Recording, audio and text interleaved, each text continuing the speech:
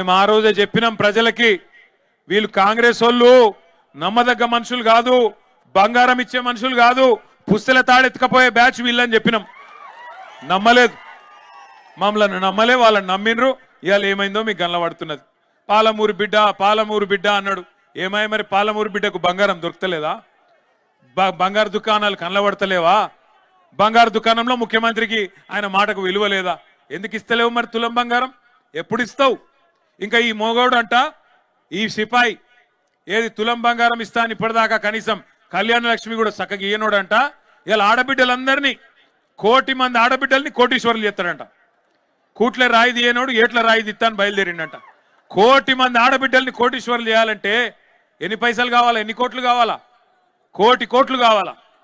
1 కోటి అంటే మాట్లాడితే కూడా అబద్ధం చెప్తే కూడా కొద్దిగా అతికేటట్టు ఉండాలనా లేదా? ఎన్ని అబద్ధాలు, ఎన్ని అడ్డగోలు హామీలు గుర్తు తెచ్చుకోండి. ఆడపిల్లలకు స్కూటీలు ఇస్తా అన్నాడు, చదువుకునే ఆడపిల్లలకి ఇచ్చిండా? స్కూటీలు కాదు కదా, లూటీ మాత్రం మంచిగా జరుగుతున్నది. స్కూటీలు రాలే, లూటీ మాత్రం జోర్దార్ నడుస్తున్నది. ఆలోచన చేయండి. విద్యా భరోసా కార్డు ఇస్తా అన్నాడు, మరి ఫీజు రీయింబర్స్మెంట్కే దిక్కులేదు. 12,500 కోట్ల రూపాయలు అటు కాలేజీలోళ్ళు మొత్తుకుంటున్నారు, ఇటు టీసీలు రాక పిల్లగాళ్ళు ఇంట్లో వాళ్ళు మొత్తుకునే పరిస్థితి వచ్చింది. నేను చెప్పేదేమన్నా అబద్ధం ఉంటే మీరే ఆలోచన చేయండి. ఈ 2 ఏళ్లలో ఎవరికి లాభం జరిగింది? ఈ 2 ఏళ్లలో ఏ వర్గానికి లాభం జరిగింది? మీరు ఆలోచించండి. మీరు నిన్నగాక మొన్న మరి చూసినారో లేదో, అసెంబ్లీ మంత్రి గారు చెప్తున్నారు, ఒక ఆయన రెవెన్యూ మంత్రి గారు, కేసీఆర్ గారేమో కొత్త రెవెన్యూ డివిజన్లు చేసినాడు, కొత్త జిల్లాలు చేసినాడు. ఉమ్మడి మహబూబ్ నగర్ జిల్లాని 5 జిల్లాలు చేసిండు కేసీఆర్ గారు. నాగర్ కర్నూలు జిల్లా, వనపర్తి జిల్లా, గద్వాల జిల్లా, నారాయణపేట జిల్లా చేసినాడు. మీరందరూ నారాయణపేట వాళ్ళు, గద్వాలోళ్ళు, కొల్లాపూర్ వాళ్ళు, అచ్చంపేట వాళ్ళు, మీరు మహబూబ్ నగర్ దాకా వచ్చేది ఎందుకు? మీ దగ్గరికే కలెక్టర్ను, ఎస్పీని తీసుకొస్తా, జిల్లా అధికారులను మీ దగ్గర కూర్చోబెడతా, ఇంత దూరం మీరు వచ్చేది ఏంటని చెప్పి ఎక్కడికక్కడ జిల్లాలు ఏర్పాటు చేసినాడు. కలెక్టర్లను మీ గడప ముంగట కూర్చోబెట్టినాడు. కొత్త రెవెన్యూ డివిజన్లు ఏర్పాటు చేసినారు, కొత్త మండలాలు ఏర్పాటు చేసినారు.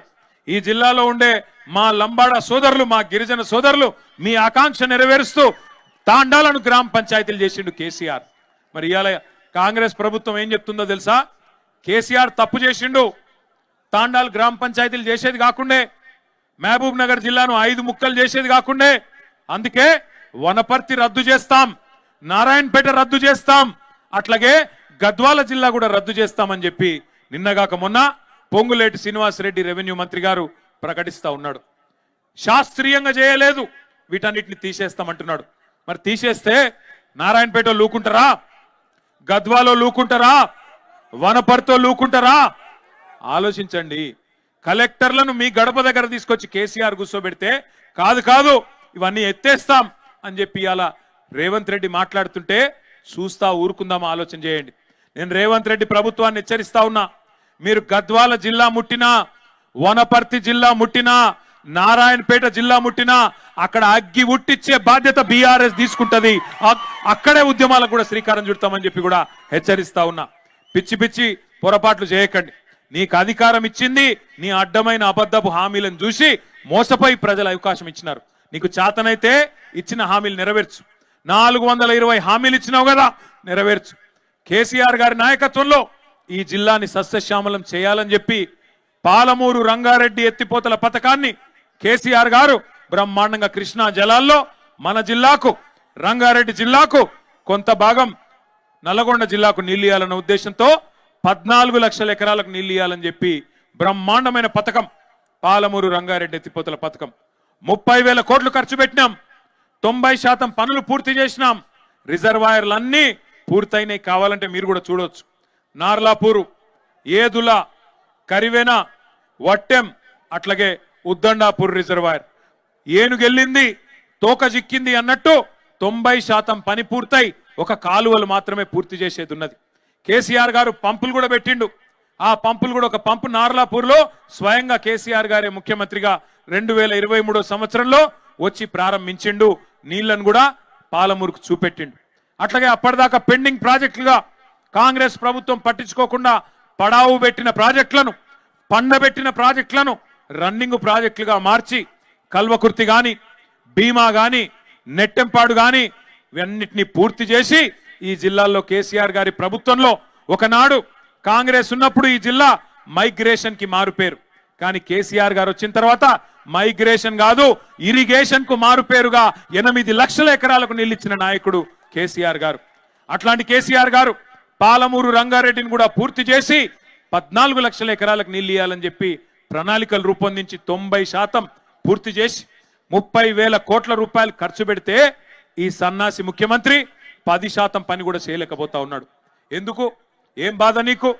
పాలమూరు బిడ్డనంటావు, ఎందుకు పాలమూరుకు నీళ్ళు ఇవ్వమంటే ఆయన బయటికి చెప్పాడు. కానీ ఒకటే ఒకటి ఆయన మనసులో ఉన్నది, తొందరగా పాలమూరు రంగారెడ్డి ఎత్తిపోతల పథకాన్ని పూర్తి చేస్తే కేసీఆర్ కు పేరు వస్తుంది, ప్రజలు కేసీఆర్ ను గుర్తు చేసుకుంటారు. అట్లే పాత బాసు ఉన్నాడు కదా ఆయనకు, పాత బాసు ఎవరు? పాత బాసు ఆయన కోపం వస్తుంది. మరి కృష్ణా నీళ్లు మొత్తం ఈడ గుంజితే మన హక్కు మనం తీసుకుంటే కిందికి నీళ్లు పోవు కదా, పాత బాసు ఊకుంటాడా? అరే నా చెంచగాడు ఉన్నాడు తెలంగాణలో ముఖ్యమంత్రి వీడేమరా ఎక్కువ ఎగురుతున్నాడు అని చెప్పి ఆ చెంప ఈ చెంప వాయిస్తాడు కదా. ఎందుకంటే ఈయన రహస్యాలన్నీ ఆయన కాడున్నాయి, ఈయన చేసిన లంగ పనులన్నీ ఆయనకు తెలుసు. చెంచగాడు చెంచగాని లెక్క ఉండాలి కానీ ఎక్కువ ఎగురు తూకుంటాడా? ఊకోడు పాత బాసు. అందుకే పాత బాసు కోపం రావద్దు, కేసీఆర్ కు పేరు రావద్దని చెప్పి ఇలా పాలమూరు రైతన్నలను ఎండబెడుతున్నాడు ఈ ముఖ్యమంత్రి రేవంత్ రెడ్డి. ఆలోచన చేయండి దయచేసి, ఈ 2 ఏళ్లలో ఒక్కటన్నా మంచి పని చేసిండా పాలమూరు రైతన్నల కోసం రేవంత్ రెడ్డి? ఆలోచన చేయండి. రైతులకు రైతు భరోసా ఇయ్యడు, కౌలు రైతులకు రైతు భరోసా ఇయ్యడు, రైతు కూలీలకు నెలకు 1000 రూపాయలు ఇస్తా అన్నాడు, అది ఇయ్యడు. ఆఖరికి రైతులకు యూరియా బస్తాలు కూడా దొరుకుతలేవు. ఇలా యూరియా బస్తా ఇయ్యనోడంట మొత్తం పాలమూరును సస్యశ్యామలం చేస్తా అని మళ్ళా డైలాగులు కొట్టడానికి 17 తారీఖు ఇడికి వస్తున్నాడంట. గుర్తుపెట్టుకోండి, ఎవరైనా ఒకసారి మోసపోవాలి, ఇన్నిసార్లు మోసపోతే మరి వాళ్ళ తప్పు కాదు మన తప్పు అవుతుంది. అయినా నాకు ఒకటి మాత్రం అనిపిస్తుంది, రేవంత్ రెడ్డి గారు చాలా నిజాయితీ గల మోసగాడు. ఆయన చెప్పి మోసం చేసిండు. ఆయన ఏమన్నాడు? ప్రజలు మోసగాళ్ళనే నమ్ముతారు, ప్రజలు మోసగాళ్ళనే నమ్ముతారు, అందుకే మేము మోసం చేస్తామని చెప్పి నిజాయితీగా చెప్పిండు. ఆయన తప్పు కాదు, ఆయన చాలా నిజాయితీగా చెప్పినాడు. ఇప్పుడు కూడా చెప్తున్నాడు ఆయన. ఏం చెప్తున్నాడు మీకు?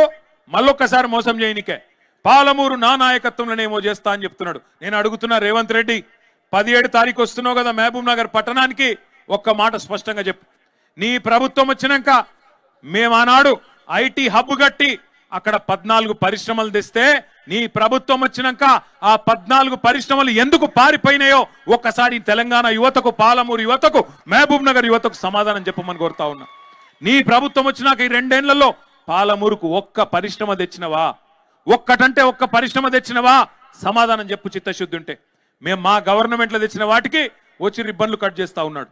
దేవరకద్రలో ఆనాడు ఆల వెంకటేశ్వర రెడ్డి గారు మేము అందరం పోయి కార్నింగ్ అనే పరిశ్రమను తీసుకొస్తే దానికి ఈయన వచ్చి రిబ్బన్ కట్ చేసి ఈయనేందో పీకి పందిరేసినట్టు ఉపన్యాసం చెప్తా ఉన్నాడు.